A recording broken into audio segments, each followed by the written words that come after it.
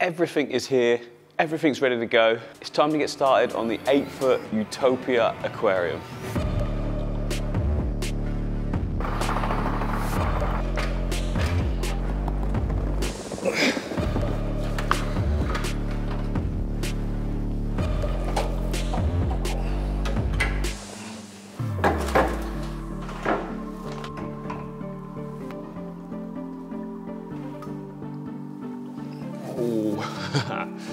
So here we have it, the tank. It's by ND Aquatics. I'll leave a link down below if you guys are interested because it's one of the best quality tanks I've seen anyway. Now it's 8 foot by 2 foot by just over 2 foot. I'll put all the dimensions and literage and gallons all on the screen, but it's the absolute top quality that they do as well. It's got beveled edge glass, opti-white, so it's like crystal clear low iron basically, so you get more of a blue tint to the glass rather than the green. So at the edges, that is, of course, down like where the joins are. Now the cabinet itself is 1 meter high exactly, and then there's like a slight overhang that covers up the bottom of the glass. So technically, I suppose it's 104 centimeters high.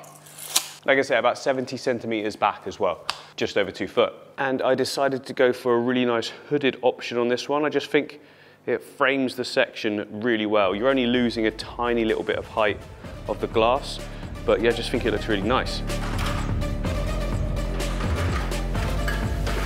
And it also means at the top here, we can hide everything. I'm gonna tidy up the wires a little bit more than that because that's a little bit risky for falling in the water. But we've got 4 Superfish 131, I think it is, hang on. Yeah, Superfish 131 scaper lights. It's basically the biggest light they do.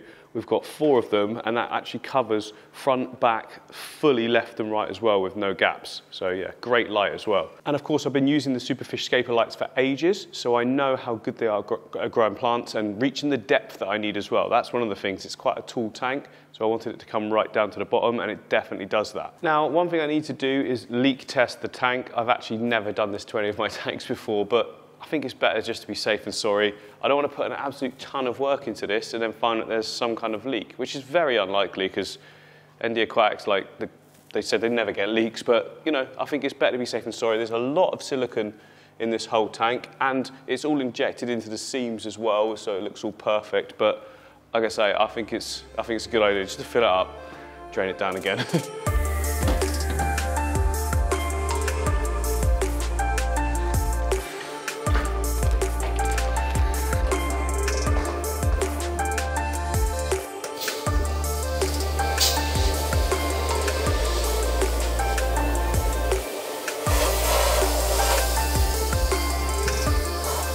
A little bit of splashback there for the minute, but it'll be fine. It's just a little mist in, no problem.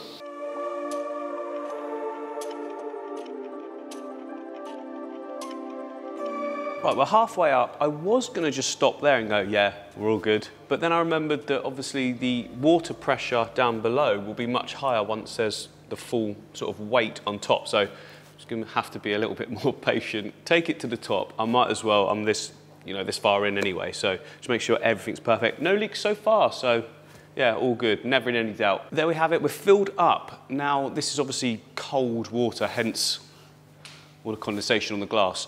Everything's all good. What I'm gonna do is just leave it overnight. It's the end of the day now anyway, so I'll leave it overnight. It'll get to the right temperature of the room. I've already added in some API Aqua Essentials, so that's gonna take out any chlorine and any heavy metals and nasty stuff like that. So tomorrow, I don't want to waste all that water, so what I'll do is I'll come in and drain down a load of the other tanks I've got here, and then just fill them back up with this clean water. It seems a shame to waste it, doesn't it? Right, so now the next day, the water is out, I've topped up all the tanks, there is no leaks as expected, which is brilliant because now we can finally crack on with actually building the tank. Now with this tank being so tall, I think I'm just gonna remove the lid just to gain an extra few inches, just to save my chest when I'm leaning over for this first part. We've got to put a substrate system in. Before that, I want to build up some height because it's a tall tank, you know. We need height in an aquascape, otherwise it just all looks rubbish and flat until like 4 months in when the plants have grown taller.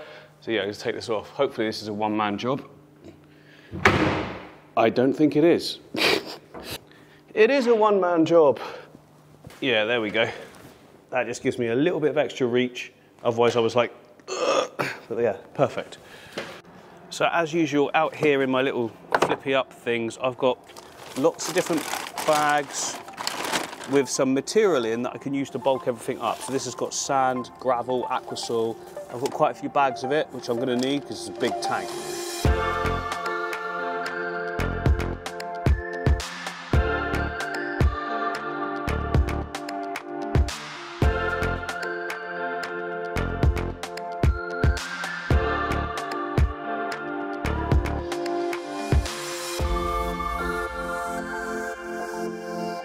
So initial composition, because you've got to start somewhere, right? I've got 3 main islands.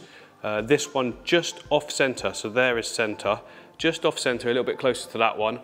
And what I want to have is like I say, 3 islands, but sort of kind of interlinked, but with lots of negative space area as well between them. Obviously, there's going to be a lot of fish, so we want to be able to see those fish against the black backdrop. I mean, eventually it'll just look like a jungle, we all know it, but that's what I want, so good. Oh, I'll tell you what, building tanks like this makes a lot of mess. Right, on top of that, I've got NutriBase. This stuff is so good. You can sort of do a mix of nutrients and crushed lava rock on your own, but this all comes in as one. You buy the bag, job done. You don't have to buy like 4 different ingredients and mix them together. So if you can get it, use it. NutriBase is really good stuff.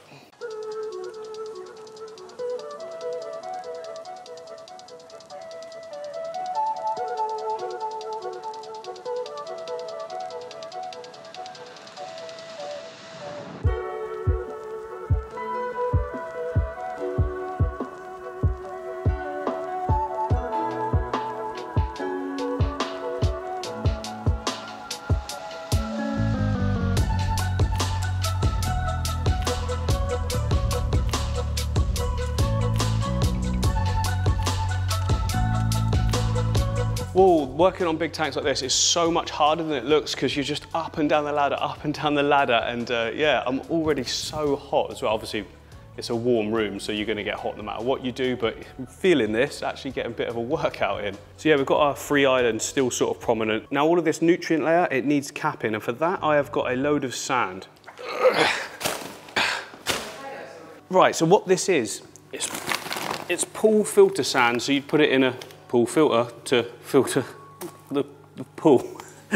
So I've got 2 big bags there, but I've also got a 3rd bag if I need it. It cost me 100 quid for this sand, but that's still cheaper than alternatives. So I just got to put it over the whole lot, capping it all by about 1 inch or 2, and that should be absolutely fine. Even if some of this stuff comes through the NutriBase, it doesn't even matter. It's not going to hurt the water. It's not highly organic. There's organics in it, obviously, that's where the nutrients comes from, but a little bit coming through won't hurt at all.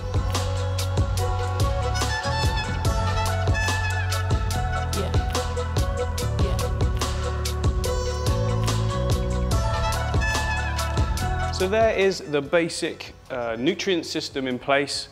It's a bit boring, but it's necessary because I'm pretty sure with what's going on in there, plus the root tabs I'm going to put tons of API root tabs over it as well. Not yet though, that's after the hardscape's gone in. It's going to be absolutely sorted for a very long time, even though you know I like to strip tanks down every 6 months. That's not going to be happening on this one though. But hopefully you can see the importance of bringing up that back section because the tank looks just deeper and better. If I had it all flat, it would end like there. That's where the edge of the tank would be. I just look way worse. It's all about perspective and the viewing angle goes like that, which means when you bring it up, it sort of gives you more space, I guess. It's an optical illusion, but it's one that works well. And I'll add to these sections as well where we've got the mounting going on, but I want to get the hardscape in first and we can put like coarser gravels and things behind it afterwards. That sort of locks it all down even more and gives more sort of area for the plants to go in. Not that it needs a lot more, but some of the places like at the back here might be a little bit shallow for some of the plants. It'll go in, but it'll go in easier if there's a bit more. But now we can start with some hardscape. I've got some pieces down here. I've also got loads up here as well. So yeah, we've got all our rocks and things up here. We've got more wood. There is even more wood dotted about. We've got plenty of wood. But always start with your biggest piece of hardscape. For me, that is, whoa, this is all a lot bigger than it looks. So I want the biggest piece to be the main focal point. And I've got to try and maneuver it to get it in the tank. Oh, it's tight, but I can do it. I can do it, yes. Okay, so this is the biggest piece. Just pushing it down at the moment. I can't really see anything from this angle. With an 8 foot, with a ladder, you've got to keep coming off and having a look, but that looks pretty cool right there. Just bring the lights back over to where they're going to sit. God, yes, that's very punchy, isn't it? It's obviously not going to be on its own. I might push it back a little bit. We've got a little bit of room to go back. It just brings it away from the foreground a little bit. Well, that's quite cool, actually, having it in the foreground. Remember, there's going to be rocks all around it and everything as well, so it's not just going to be on its own. Anyway, I'm just going to carry on now and just keep working and see how it turns out. Take my time with this. Usually I can rush this process because I get happy with what it is very quickly, but I want it to be perfect.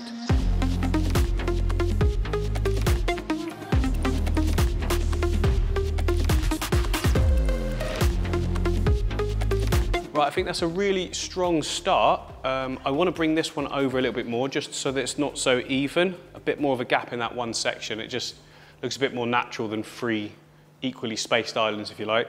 I'm also going to secure this wood down now. Sometimes I wait right to the end, but I've got a feeling that if I try and build on it and I keep putting more on, like smaller bits of detail, I'm going to knock it all over in that. So I want to secure these in place, but there's loads more to go. This is just the initial framework. So those pieces are all locked down. I basically used paper towel and then like liquid super glue. So it's the runny stuff. So it soaks into the paper towel. And as you can see there, I just put it where rock meets the wood. It just locks so solid. It basically creates extra rock in between the rock. So you can see there, I've widened up this area so it's a little bit wider. I want to bring something in from this angle as well. I basically want to put loads more detail. It's time to get the bigger stones in, the actual main decorative pieces, because the ones that I've got here now are really just for me to anchor some wood down. But yeah, I've got some gorgeous pieces. By the way, all of this wood that you can see here was from Aquarium Gardens. They've got such a massive selection. I did a little video where I went there first and picked it all out. But if you want to get wood and rocks, there's a link below. Yeah, really good selection. So over here, look, I've got these rocks. That's Galapagos. I'm not using that. But I've got this one here. I can't remember the name of it, but I'll put it up on the screen. Voila. And yeah, it's really, really cool. I basically want to keep all of that on show so it'll be more in the foreground area.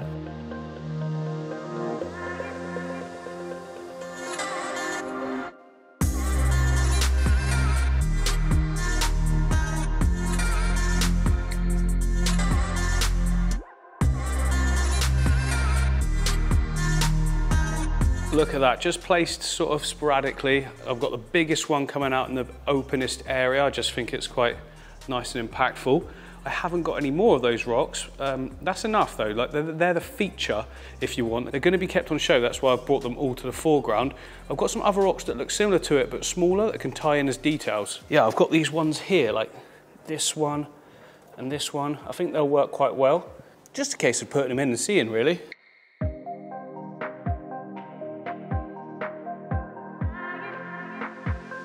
Okay, looking good. I've also got smaller detail stones. It's the WEO ones here. They look very dark because they got soaking wet when I used this bag to weigh down the hose that was in there. I just want to see if they're the same tone as the rock once it's wet, so I'm going to spray it. Okay, a quick spray down. Oh yeah, it's much darker than it looked, as you'd expect, obviously. I didn't know it'd be that dark, which is perfect. Yeah, so this WEO stuff is called Black Venom, and so black you can't see it, but there we go. It's got all different sizes and bits with it. I'm just going to sprinkle it around the stones just to sort of blend them all in a little bit better. That is looking sweet. Let me just step back for you. Looking good. It's quite a definitive sort of contrast between the sand and the stones we've got there. So as a sort of blender, I've got Rio Shingu here. I think that'll just work perfectly in between some of the gaps, tying it all together nicely.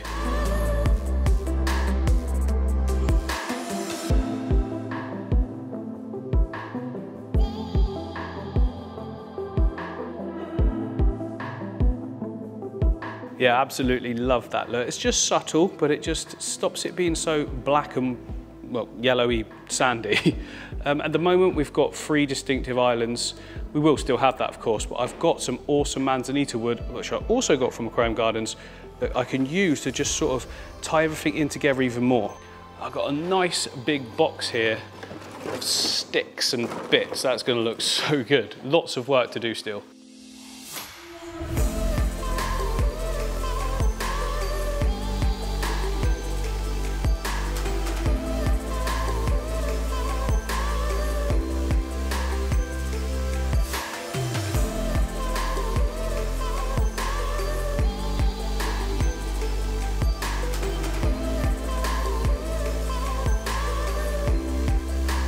There we go, look, loads and loads of detail added. I think that really does make it all tie in so much better. Some of the places in the background look a bit bare. That's deliberate. It's all going to be planted, and there's no point fiddling around with sticks and stuff when you need to be doing trimming later on and things like that. You won't be able to see any of those sort of brighter areas at the back at all because it's just going to be full of plants. Of course it is. It's an empty tank. But now I've got to go around with some super glue gel. I've got the Superfish gel stuff, a little dot where it needs to be. Should be enough to keep all of this down. I mean, after like a week or so, it'll stay sunk anyway. So this is just to tack it in the meantime. Right, so I've glued everything down. All those little pieces that you can see on the bottom, each one of those has a little tack of glue on it. After a few weeks, or probably about a week, it would actually just sink on its own. But if I was to fill this up now, they all would have just lifted up and they would have gone everywhere. It wouldn't have looked good. It took quite a while, bending over quite a lot, very laborious, quite tedious, but it's such a necessary job because I think it's transformed the whole look of the scape. Without that detail, with all those roots, I don't think it would tie together as well as it does now, the way they sort of merge into each one. Yeah, so just look at how the details just add to it all. It kind of looks like the roots have just grown out over the top of the rocks, some of them sort of intertwined as well. Now you might be thinking that this area here looks a bit weird because there's nothing in it. Let me step back so you can see the whole lot. It kind of looks like something should be there. And I did think about it, but then I realized that is going to be a full-on area of plants. So there'll be like loads of stems in that area, all trimmed and compact and looking good. They will sweep down a little bit and sort of join to this one, come right down low, and then back up the other side again. So it means we've got a big negative space in this area. Now the reason I want that is because I just want that open area where you can see nothing but black and the fish swimming backwards and forwards in front of that. How good is that going to look? Aquariums tend to need a negative space in it. If it's all just one big block, it can look a little bit sort of, I don't know, chaotic, which is fine if you're going for that look. If you're going for like a full-on jungle vibe, which I am to a degree, I just want to make sure this area, the stems stay really low and we get a nice big black section. It's going to look so good. Now, of course, with the detail sticks as well, they're kind of creating planting zones for me. So I'm going to try and keep species in certain sections. And then as they grow, I think that will look really cool. Kind of like a controlled Dutch style with wood and rocks. So yeah, not a Dutch style at all. But all in the foreground though, all short plants. I mean, I don't want to be having to get right down there to do a load of trimming because it is really, really difficult. But at the background, obviously all the stems will be trimmed about midway, which is easily accessible. So I'm trying to think about future maintenance as well, because this is going to be the hardest tank I've ever had to maintain, but it's going to so be worth it. So there we have it. I think that's a really good place to leave it. In the next video, we're going to be planting everything, filling it up with water, putting the filtration in, putting the CO2 system in as well, and I'll also be adding some fish.